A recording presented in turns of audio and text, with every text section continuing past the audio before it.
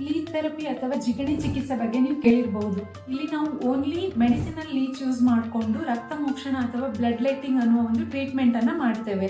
ಇದನ್ನ ನಾವು ಕಾಮನ್ ಆಗಿ diabetic ulcer, varicose ulcers, varicose vane, ಪ್ಯಾಚಿ hair loss, skin disorders and even in arthritis condition ಅಲ್ಲಿ ಕೂಡ ನಾವು ಇದನ್ನ ಮಾಡ್ತೇವೆ. ಇದು ಹೇಗೆ ವರ್ಕ್ ಆಗ್ತದೆ ಅಂತ ನಿಮ್ಗೆ ಅನ್ಸಿರಬಹುದು. ಲೀಚ್ ಸಲೈವದಲ್ಲಿ anticoagulant, anti inflammatory, analgesic, anti microbial properties ಇರ್ತದೆ. ಅದು ಪರ್ಟಿಕ್ಯುಲರ್ ಪಾರ್ಟ್ ಇಂದ ಬ್ಲಡ್ ಸಕ್ ಮಾಡುವಾಗ ಅದರ ಸಲೈವ ಬ್ಲಡ್ ಜೊತೆ ಮಿಕ್ಸ್ ಆಗ್ತದೆ.